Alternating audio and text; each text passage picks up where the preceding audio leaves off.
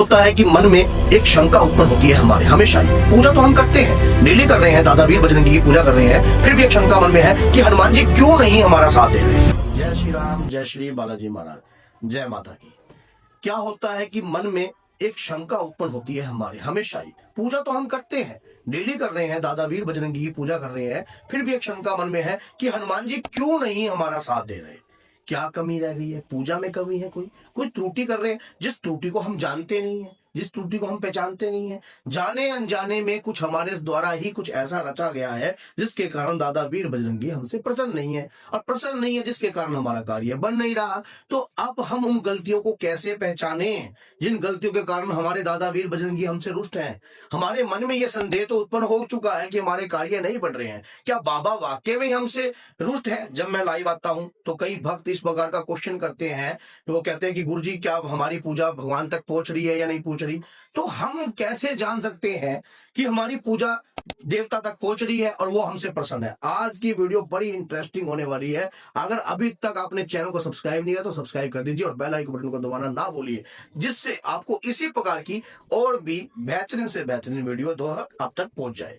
क्या होता है, भगवान की करी हुई भक्ति किसी भी व्यक्ति की निस्वार्थ भाव की कभी भी विफल नहीं हो सकती। ये तो संदेह आपका मिट गया। आपने अगर हनुमान जी की पूजा करी है और दादा वीर बजरंगी आपकी नहीं सुन रहे, उसके पीछे सबसे बड़ा कारण, सबसे पहला कारण ये होता है कि जब हम पूजा करते हैं हमारे मन की मांग क्या है, डिमांड क्या है, हम संकल्प लेकर पूजा कर रहे हैं, पूजा के नियम क्या है, ये सबसे बड़ी जानने वाली बात होती है। जैसे आपने हनुमान जी की कोई पूजा करनी स्टार्ट करी कि मैं 100 हनुमान चालीसा का संकल्प ले रहा हूं, मैं 100 हनुमान चालीसा पर डे करूंगा। शुरुआती समय आपका बेहतरीन था संकल्प लेने के समय तक का। उसके बाद जैसे ही आपने 100 हनुमान चालीसा को पढ़ना शुरू किया, शुरू करने के बाद अब आपको वो 100 हनुमान चालीसा एक ऐसा लगने लगे एक बोझ के समान, क्योंकि 100 हनुमान चालीसा हनुमान जी ने स्वयं नहीं कहा कि आप 100 हनुमान चालीसा पढ़ो, अभी पढ़ के दो मुझे। तो आपने धक्के से अपने ऊपर उस पूजा को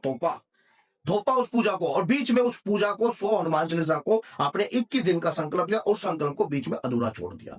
तो ये क्या होता है? त्रुटि। इस प्रकार की गलतियां जो पूजा के दौरान हम करते हैं हमें कभी नहीं करनी चाहिए, जिससे दोष उत्पन्न होता है। क्योंकि देवता ना कभी खाने का भूखा है, ना कभी पहनने का भूखा है, ना किसी भी प्रकार की दैविक शक्ति भूखी होती है। भूखी तो होती है अपने इष्ट और आराध्य के सम्मान की। अगर आप उनके नाम से सीताराम की माला का भी अगर एक दान देते तब भी दादा वीर बजरंगी आपसे प्रसन्न हो जाते। लेकिन आपने धक्के से अपने ऊपर एक ऐसा प्रेशर लिया जिस प्रेशर के कारण आप उसको पूर्ण नहीं कर पाए।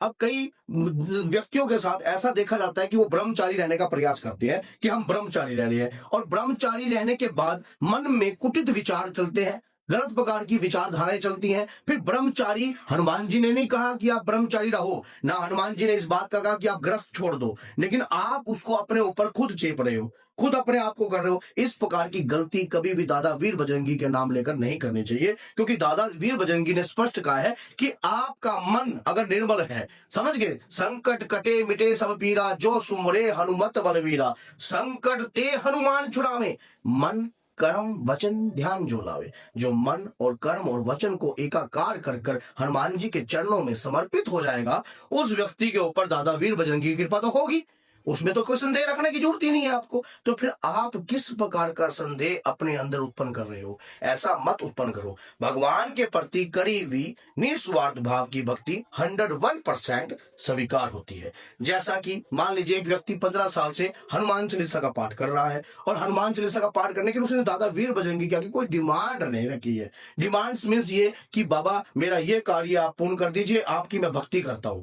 नहीं, उन्होंने कुछ संकल्प लेकर पूजा नहीं, लेकिन वो एक हनुमान चालीसा प्रतिदिन कर रहे हैं। आप खुद अंदाजा लगा लीजिए, जब आप कोई भी कार्य प्रतिदिन करते हो, रोजाना करते हो, तो उसके अंदर एक ऐसी रहस्यमय ऊर्जा समा जाती है जिसके कारण हमें शक्ति का एहसास होने लग जाता है, और हमारे शरीर पर वो शक्ति भी आती है, क्योंकि हम लगातार प्रयास कर रहे हैं, लगातार पूजा कर रहे हैं। लेकिन ये पूजा करने की शक्ति हमारे अंदर उत्पन्न कैसे हुई? हमारे देवता को प्रसन्न करना, हनुमान जी हर उस व्यक्ति से प्रसन्न हो जाते हैं जो सीताराम की माला का जाप करते हैं। हनुमान जी हर उस व्यक्ति से प्रसन्न हो जाते हैं जिसके मन में किसी सामने वाले व्यक्ति के प्रति कुटिल विचार नहीं है, धोखा देने की मन में इच्छा नहीं है, और वो हमेशा सच्चे मन से राम जी की भक्ति कर कर कार्य कर रहा है। ऐसे व्यक्ति के साथ हनुमान जी के वीर चरण भी रहते हैं। बाकायदा शर्त ये होती है, वो उसे दिखाई नहीं देते। आप कभी भी अपने आप को महसूस करके देखना, जब अगर आप हनुमान जी के भक्त हो, आप हनुमान चालीसा का पाठ करते हो, हनुमान जी के मंदिर में अगर आप प्रतिदिन जा रहे हो, तो आप ये बात है, अगर आप मंदिर में जा रहे हो तो निस्वार्थ भाव से जाओ। अपने अंदर एक स्वार्थ हटा दीजिए, ये हटाइए कि प्रभु मुझे आपकी एक ऐसी भक्ति प्रदान कीजिए कि आपके प्रति मेरे अंदर कभी भी छल और कपट ना उत्पन्न हो। हे प्रभु, किसी की भक्त की मैं कभी निंदा ना करूं, किसी के साथ कभी अन्याय ना करूं, ऐसी शक्ति मुझे प्रदान कीजिए। बाबा आपको स्वयं पहचान लेंगे, ढूंढने की आवश्यकता नहीं पड़ती। दादा वीर बजरंगी कलयुग के राजा हैं, प्रधान रूप के देवता हैं और जागृत रूप की शक्ति है। आप भीड़ में भी अगर कहीं पे हो तो अपने भक्त पर इतनी सी वो आंच नहीं आने देते। और हमारा साथ दादा वीर बजरंगी क्यों नहीं दे रहे? साथ देने को समझने की आवश्यकता है। मान लीजिए आपने डिमांड रख ली है कि मेरे को आपकी उम्र है 18 साल की और आप चाहते हो कि मुझे करोड़ों रुपए की संपत्ति प्राप्त हो जाए। कहते कि मन चाही होती नहीं, प्रभु चाही तत्काल, बलि मांगे बैकुंठ को भेज दियो पताल। तो आपने इच्छा एक प्रकट करी दादा वीर बजरंगी की मेरी करोड़ों रुपए की संपत्ति हो जाए, लेकिन आपके कर्म अनुसार आप जिस घर में रह रहे हो उस कर्मों को बदलने का अगर आप प्रयास करते हो तो करोड़ों रुपए की संपत्ति बन सकती है, लेकिन सूझबूझ के साथ। छोटी उम्र में आपको करोड़ों रुपए की संपत्ति देना, इसका मतलब भक्ति पूजा पाठ के मार्ग से आप भटक जाओगे। अगर धीरे धीरे आप भक्ति पूजा पाठ करते रहते हो, अपने विचारों को शुद्ध करते रहते हो, तो करोड़ों रुपए की संपत्ति तो आपके पास है, सिर्फ उसको खोजने की आवश्यकता है। जिस प्रकार से 100 रुपए किलो के दूध में 2600 रुपए किलो का घी छुपा होता है, उसी प्रकार से इस पंच तत्व शरीर के अंदर एक आत्मा रूपी शक्ति है जो परमात्मा की देवी है, और वही तो हनुमान जी को जगाएगी। और बड़ा और कौन सी शक्ति जगाएगी? वही शक्ति आपकी जब निरंतर हनुमान जी की पूजा करेगी तो करोड़ों की संपत्ति अर्जित करने में आपका सहयोग करेगी। शक्ति आपका साथ देती है, लेकिन उन व्यक्तियों का जिसके मन में छल कपट और किसी भी प्रकार का स्वार्थ ना हो। निस्वार्थ भाव की पूजा कीजिए। दादा वीर बजरंगी को बताने की कोई आवश्यकता नहीं है, वो स्वयं जानते हैं, सब जानी जान है, कलयुग के प्रधान रूप के देवता है। राम नाम का प्रचार करना ही, राम नाम का गुणगान करना ही, राम भक्ति में लगाना ही उनका पहला प्रथम उद्देश्य है। आप नित्य नियम से सीता राम की एक माला कंटिन्यू अपने जीवन में हमेशा रखिए, आप किसी भी प्रकार की परिस्थितियों में गिर नहीं पाओगे।